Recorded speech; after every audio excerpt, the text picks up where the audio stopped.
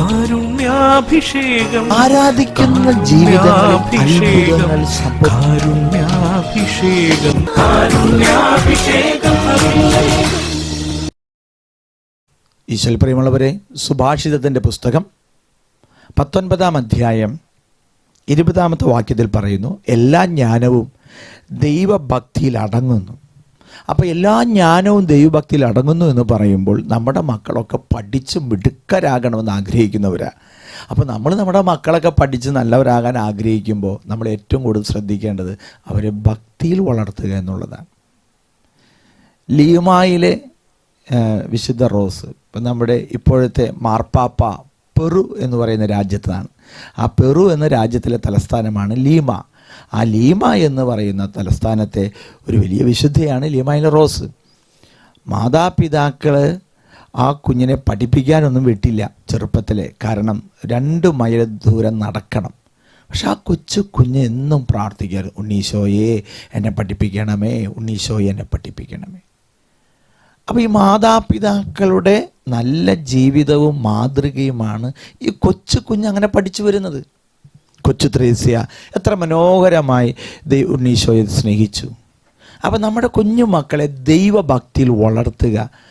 അങ്ങനെ വളർത്തിക്കഴിഞ്ഞാൽ അവർ നന്നായി പഠിക്കും, അത് ഉറപ്പാണ്. കാരണം ദൈവവചനത്തിൽ ഒരിക്കൽ പോലും തെറ്റുപറ്റുകയില്ല മക്കളെ. വചനം പറയുകയാണ്, എല്ലാ ജ്ഞാനവും ദൈവഭക്തിയിൽ അടങ്ങുന്നു, ജ്ഞാനത്തിൽ നിയമത്തിൻ്റെ പൂർത്തീകരണം. അപ്പോൾ ദൈവഭക്തിയിലും കുഞ്ഞുങ്ങളെ വളർത്തണം. മാതാപിതാക്കളെ കണ്ടുകൊണ്ടാണ് ഭൂമിയിൽ മക്കൾ പഠിച്ച് വളരുക. അപ്പൻ കൈകൂപ്പി നിൽക്കുന്നത്, അമ്മ പ്രാർത്ഥിക്കുന്നത്. ഈ കൊച്ചു ത്രേസ്യ പറയാറുണ്ട്, പള്ളിയിൽ ചെന്നാൽ ഞാൻ ഏറ്റവും കൂടുതൽ നോക്കുന്നത് എൻ്റെ മാതാപിതാക്കളാണ്.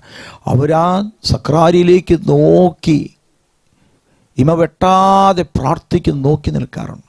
ശരിയാണ് മക്കളെ, നമ്മുടെ ദേവാലയങ്ങളിൽ മാതാപിതാക്കളുടെ പ്രാർത്ഥന കണ്ടാണ് ഈ കുഞ്ഞു മക്കൾ വളർന്നു വരിക. ആ കൊച്ചു ത്രേസ്യ വളർന്നു വന്നപ്പോൾ പറയുകയാണ്, മാതാപിതാക്കളെ കണ്ടുകൊണ്ടാണ് ഞാൻ ആ വിശ്വാസം വളർന്നത്.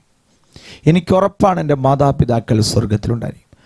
ആ അപ്പൻ അങ്ങനെ വിശ്വസിച്ച്, ആ അമ്മയും അങ്ങനെ വിശ്വസിച്ചിരുന്നു. അവരാശംസിച്ചത് അങ്ങനെയാണ്. മക്കളെ നമുക്ക് സ്വർഗത്തിൽ വെച്ച് കാണാം. അപ്പോൾ പ്രിയമുള്ളവരെ, കുഞ്ഞു മക്കളെ ദൈവഭക്തി വളർത്തിക്കൊണ്ടുവരുവാൻ ഈ ഒരു സമയം, പ്രത്യേകിച്ച് ഈ വെക്കേഷനിൽ നമുക്ക് സാധിക്കട്ടെ. എല്ലാവരും ദൈവം അനുഗ്രഹിക്കട്ടെ. ആമേൻ. പാഴ്മുളം തണ്ടും സ്തുതിഗീതം പാടും, ചങ്കുതുളയും ത്യാഗമേറ്റാലും. പാഴ്മുളം തണ്ടും സ്തുതിഗീതം പാടും, ചങ്കുതുളയും ത്യാഗമേറ്റാലും. നോവു നൽകിയ നന്മകളോർക്കവേ നോവിച്ച മനുഷ്യനെ നമിച്ചിടാം.